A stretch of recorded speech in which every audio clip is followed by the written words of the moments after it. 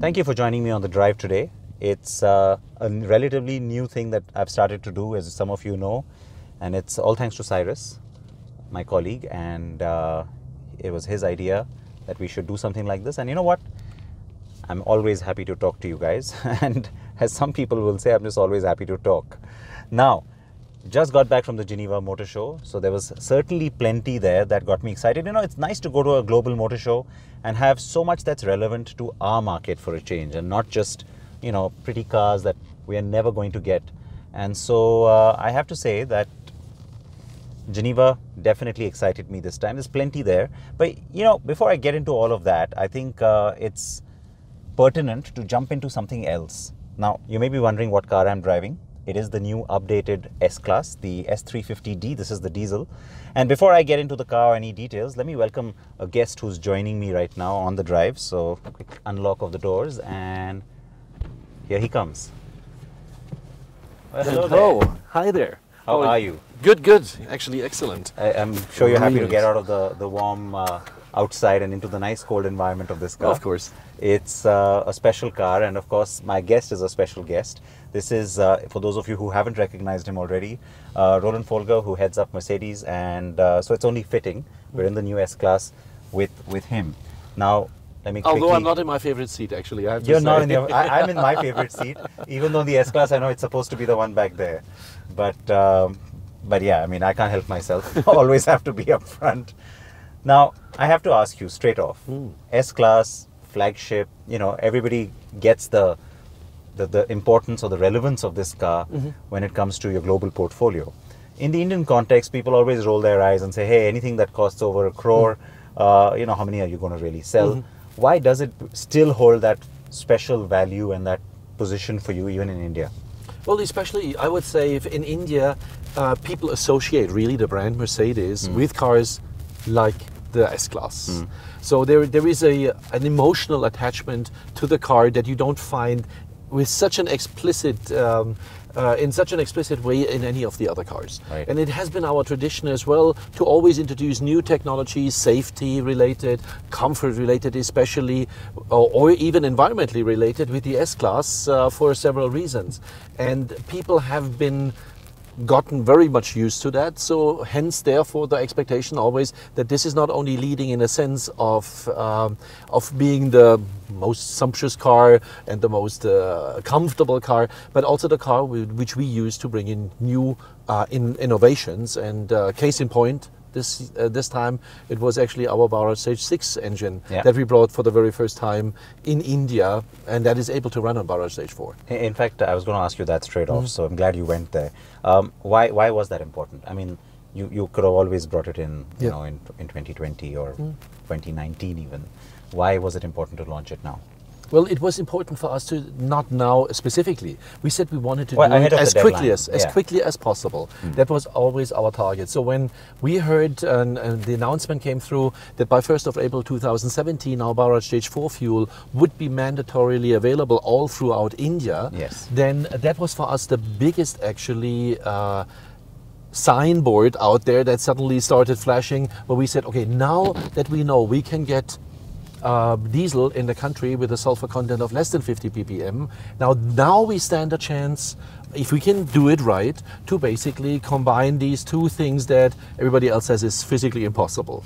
I think a big kudo goes to our engineers that have been able to work that small little engineering miracle. And yes, in the meantime, I mean, you've seen the tests from ARAI, and proof is in the pudding, as they always say. In this case, we have been able to manage this, and we are achieving values and rates that are significantly under the given maximum levels of Bharat Stage 6 as well. So it's working. We of course heard the car beep, and it's riddled with sensors and radars. Of course. And of course you have to expect that from the sort of pinnacle sedan in the portfolio. But coming back to the BS6 point then, is it also going to therefore be that much easier, the learnings you will then have from this experience, to start putting them in other cars as well? Well, we have already started the learnings. We drove vehicles already up to 5,000 and 10,000 kilometers because we wanted to make sure that with any given fuel throughout India. You don't want a customer to have an issue. So we did that testing already with the vehicles as we're sitting in at the moment. But this was basically again, the starting flag. And from now on, basically, that is our commitment to the market as well. All diesel vehicles will have Bharat Stage 6 standards once we introduce them into the marketplace. So that's what I'm asking, because I mean, clearly the bulk of your sales are diesel, but the bulk of your sales are not coming from inline 6 engines. So yes. For the smaller engines then, what's the plan and the roadmap? Well, similar. We will be doing something exactly along those lines. See, we're approaching this issue from a different context. You might remember 2015 diesel ban, Yes. Where there was a lot of concerns that diesels were not up to par and standard, and they were the big polluting things in the city environment. And we said, well, let's prove that wrong. And I think with now bringing diesel vehicles to emission levels that are down at the same level with petrol versions, I think that the proof again is there that this is achievable and it's doable, and that diesel that have significant benefits from a CO2 perspective, and therefore also play an important part in keeping the environment safer as far as CO2 emissions are concerned, now are really the best of both worlds. Now, you've done the launch a few days ago. We're driving the car today, but what's the reaction you've been getting? What are your dealers telling you? The customers excited? The customers are very excited. First of all, they love the car. The feedback has been extremely positive in that respect. They love what we've done to the grille. They naturally like the lights very much, both front and rear, where you can see a lot of changes that were used to update the vehicle accordingly. They love some of, especially, I mean, even if you sit in the back, this screen is cool. What we see here, the screen here, is just so much more up to date. And it was, I mean, we can openly talk about this. I mean, it was also due. So we were happy that we could come up with larger screens and make it more contemporary looking. All right. And from the perspective of how many cars, the fact that there's a big push from your side to now do so much locally as opposed to, bringing in CBUs. Where does the S-Class fit into that overall scheme for the year? We are basically already now with the order intakes and what we've seen from the dealers above target, which is nice to say, because there's also always this discussion about, is the E-Class, the long wheelbase E-Class, now really taking cars away from the S-Class, and we're happy to say that both of them had a surge. I mean, the S-Class recently since the auto show, but the E-Class is still continuing to sell extremely well, so there is no concern whatsoever, given naturally that the price points are very, very different, and that consumers that in the past have decided favorably for S-Classes are not going to, just for the larger room for the leg now, that they're going to move away from their S-Classes. All right, so then that you've answered my next question anyway. Coming then to, before I picked you up, and I was talking about how I've just come back from the Geneva show, and there was so much on offer there. Even at the Mercedes stand, it was nice to see there was a lot of action. There were a lot of new products, the new A-Class, the AMG GT sedan, the four-door. Very exciting times for the brand, and I think that's pretty much been the case for some time now. But how much of that excitement then comes to India? Well, the question is not, does it come to India? The question is always only when. Yeah. We have been, I think, doing extremely well in the past in bringing most of the products in. We are now at 9 different products that we produce locally already. That's more than practically anybody else does at the moment in the segment. It is. And we will continue along those lines, which is why we're hoping so much for also volume growth, because if we can turn part of that volume growth into supporting new models, then we will soon might have another 10th model that we can produce locally in India, and that is always good for us because it helps us keeping the price levels low, can entice more customers to join the brand. So it's a win-win situation actually for us. A-Class? A-Class? A-Class? What about the A-Class? With the last one, we kept waiting for it to get the local production started. Yeah. So can we hope for the new one to be locally produced, and can we also hope for it to come soon? Well, locally depends. or not? Can we at least hope for it to come soon? No. We'll try to bring it to the country as soon as possible, naturally, but it will be still, it's not going to happen this year. Yeah, okay. Yeah. Now that's fair. And in any case, the right-hand drive, etc., the right engines. The delays. And we would like to naturally bring it also for a locally built, which is for us a definite given, because we want to especially, you know, try out this segment that is otherwise very difficult for us to reach, which is the lower hatches, and for us a lower hatch, but where we are very confident that we can really, you know, also change the way Mercedes-Benz brand is viewed. And the new combination that we see at the moment, and you just referred back to Geneva, that looks very favorable, because whatever you've seen there will also work for us here in India to a very great extent. In fact, AMG in general, you've started to really push on all cylinders when it comes to AMG in India. And I know we've talked about this now consistently as well. So you're happy with the kind of traction that it gives even the dealers? Oh, it's amazing.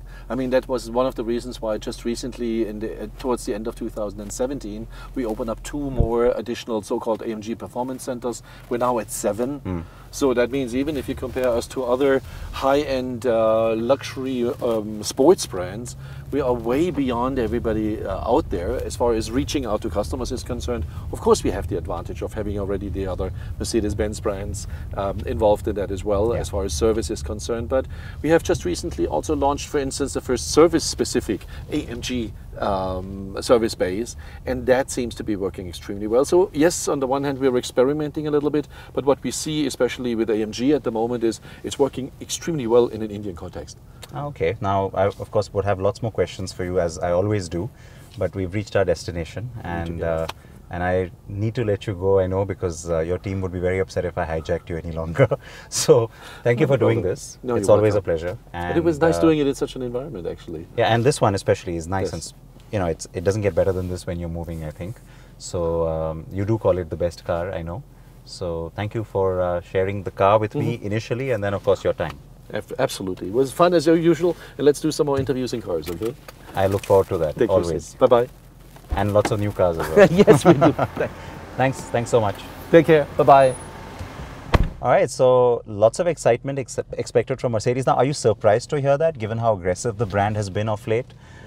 I'm not. And the new A-Class, you heard it there from Roland, will not come this year, but next year, and possibly locally assembled too. So, yeah, I have to say that it does sound pretty promising, because the locally built car will probably be attractively priced as well. So, or at least so we can hope, unless there are some more policy changes from the government side. I am not going to have a policy conversation today. I want to quickly go back to Geneva and talk a little bit more about some of the other things that we saw there. Now, I was very excited also with the announcement for the World Car Awards. We had the top 3 announcement for every category that also came out at Geneva. And I myself, in fact, announced design and the green car finalists. And it's great to again see that, you know, the way the World Car Awards is working out now, it's just becoming so much more broad-based. It's becoming so much more truly global. It is really a World Car Award now. And not just because of the different brands that get nominated, but the different kinds of segments which truly represent not just what all of us motoring hacks love to do, which is drive fast cars, but what the consumer really cares about. So for the second year in a row, the World Car of the Year finalists are all SUVs. Sign of the times? You bet. So the Volvo XC60, I'm going in reverse alphabetical order, the Range Rover Velar and the Mazda CX-5. Many people thought the Mazda CX-5 was a surprise, and I'll admit I'm one of them. But is it a good car? Yes, I've driven it. It's really well built. It's nicely designed. It's efficient, and it's certainly a good addition to that segment. It's too bad we don't get the Mazda brand in India for so many reasons I can think of. I think that brand would do really well here. Having said that, we want to quickly now talk about the other finalists, and the urban car of the year, I think, is where obviously we all get excited, because the Maruti Swift is nominated and has now made it into the top 3. So Maruti's gotten very excited about it and has been tweeting and putting a lot of things out. Why not? I mean, 2 years in a row for Suzuki as well, because last year it was the Ignis that made it to the top 3 of the Urban Car Award. It was the inaugural Urban Car Award, and now for the second year it is the Swift. Many ways I would have liked the Ignis to have actually won over the Swift, because I think it pushes the envelope and the boundaries a lot more, especially globally. You know, the European model, maybe not the Indian one as much. But the Swift, you know, very strong model for Suzuki. Some of its best engineering goes into it. Globally, nicer engines than the ones we get in India as well. There's the Sport, there's the Hybrid. Again, I'm hoping and praying we get those at some point. And in India, of course, the Swift juggernaut rolls on. I mean, more than 50,000 of them have already been booked. And between the Swift, the Vitara Brezza, the Baleno, the Desire, yeah, it's a miracle that Maruti can even manage to keep up with some of that demand. In fact, there are long waitings on all those cars. So the Maruti success story continues to just get stronger and stronger despite the entrance of new brands. And that's the last topic I want to quickly get into. I also had a chance a few days ago to get across to very close. I'm driving right now in Hyderabad, by the way, so also fairly close from here, but not, you know, physically close, was where Kia is setting up its plant. So I had the chance to go there, see that site, and it was a nice surprise because all the aggression that we have perceived from Kia in its business strategy, you can sort of see that embodied in its, you know, in a physical sense at that plant site. They're 2 months ahead of schedule. That never happens. Most construction of any kind, and especially plants, is always behind usually, or they try and keep to target. This one, like I said, is 2 months ahead. And yeah, they're going to start off with 300,000 capacity, which is incredible. I mean, most car makers start off with, you know, 50,000. We'll scale it up to 100,000 or 100,000 at best at the start. But that's the kind of aggression that Kia is coming in with. And you know what? It excites me. It excites me because it'll do a lot for the market as well and for the consumer. And the first few products, you know, I've had the chance to sort of have a peek into a few things. The first few products look very exciting. So again, it'll just move the benchmark of the market ahead.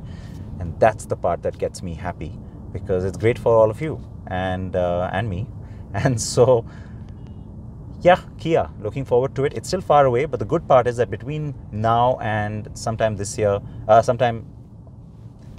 this time next year, let me get that right, that's when we'll really start talking about product. And, you know, then it's only a couple of months after that the car will actually launch. That's the small compact SUV, the Creta rival.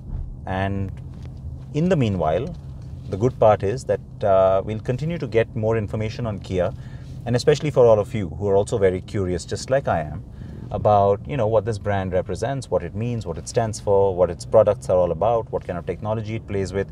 Is it just a Hyundai that's dressed up differently? I think these are some of the answers as well that I promise to continue to get to you. All of us in the team will certainly be keeping an eye on that. All right, I think I've talked enough. I need to get a quick drink of water from the bottle that's here. And before I do that, I will implore you, as always, to wear your seatbelts. I will promise to, of course, continue to get you all these reviews on our show. But you've got to remember that everything that we talk about is always on carandbike.com. So you can catch up with all our reviews, comparisons, the news, everything. It's all there. Or just follow me on Twitter at @SidPartankar. And just like I'm talking non-stop right now, I'll be tweeting non-stop. Yes, this car has semi-autonomous function, so I can leave the steering wheel, but only just for a few seconds. I am kidding. It always wants you to keep your hands on the wheel, even when you're using the lane keep assist and other features like that. Okay, I'm digressing. For more details on the S-Class, watch the review or read it on carandbike.com or on our show. And yeah, please wear your seatbelts. Bye-bye. Thanks for watching.